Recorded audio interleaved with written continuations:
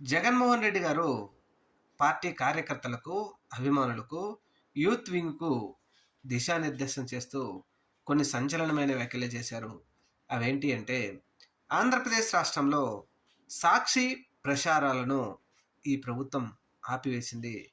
అందువలన ప్రజల తరపున మనం వినిపించే వాయిస్ ప్రజలకు చేరువవ్వడం లేదు.